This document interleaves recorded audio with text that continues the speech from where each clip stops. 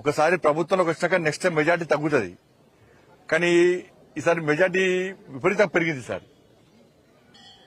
కానీ ఉద్దవ్ ఠాకరే లాంటి శివసేన పార్టీలు వాళ్ళ ఐడియాలజికల్ దానికి విరుద్ధంగా, హిందుత్వానికి విరుద్ధంగా, హిందూ ధర్మానికి విరుద్ధంగా వివరించే పార్టీలతో కుమ్మక్కు కావడం వల్ల మొత్తం అడ్రస్ లో కూడా గల్లంతైపోయినాయి పార్టీలను కూడా.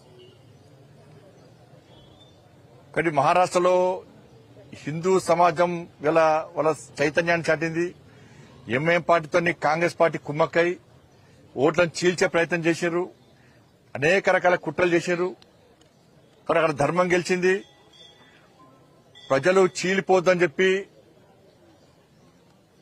బటెంగేతో కటెంగే అని చెప్పి ఒక సందేశం అది ప్రజలకు వెళ్ళింది. ప్రజలు వాళ్ళ ఐక్యతను ప్రదర్శించారు. మహారాష్ట్ర ప్రజల ఐక్యతనే ఇలా ఎన్డీఏ కూటమికి విజయానికి నాంది. వాళ్ళ ఇలా సమాజం ఐక్యంగా ఉంటే ఏ విధంగా ఫలితాలు వస్తాయో ఇలా మహారాష్ట్ర ఫలితాలు స్పష్టం చేస్తాయి. కాంగ్రెస్ పార్టీ విపరీతంగా తెలంగాణ నుంచి డబ్బులు మొత్తం కాంగ్రెస్ పార్టీకి పోయినాయి. మహారాష్ట్రలో ఖర్చు పెట్టిన డబ్బంతా ఇటు తెలంగాణ నుంచి అటు కర్ణాటక నుంచి సంచులకు సంచులు పోయినాయి, వేల కోట్ల రూపాయలు పోయినాయి. అక్కడ డబ్బులు విపరీతం ఖర్చు పెట్టారు. డబ్బుల ద్వారా అబద్దాల ద్వారా గెలుద్దాం ప్రయత్నం చేశారు, అవి పనిచేయలే.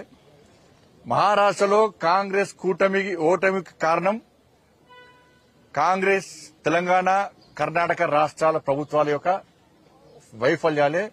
అట ఆ కూటమికి వైఫల్యానికి ఓడిపోవడానికి కారణం. ఎందుకంటే హిమాచల్ ఎన్నికల పేరు చెప్పి కర్ణాటకలో గెలిచారు, కర్ణాటక ఎన్నికల ఫలితాలు చూపెట్టి తెలంగాణలో గెలిచారు. ఈ మూడు రాష్ట్రాల ఫలితాలను పెట్టించి ముగ్గురు ముఖ్యమంత్రులు తీసుకుపోయారు. ఇక చూడు, ఇక నన్ను చూడు, అందరూ చూడు, మొత్తం మహారాష్ట్ర మొత్తం తెలంగాణ రాష్ట్ర ముఖ్యమంత్రి రేవంత్ రెడ్డి గారు అయితే ఒక 10 సార్లు వేయండి కావచ్చు. ఆయన వేయిన సీట్లు మొత్తం ఓడిపోయినాయి.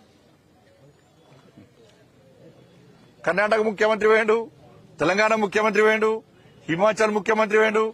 వీళ్ళతో విపరీతంగా ప్రచారం చేశారు.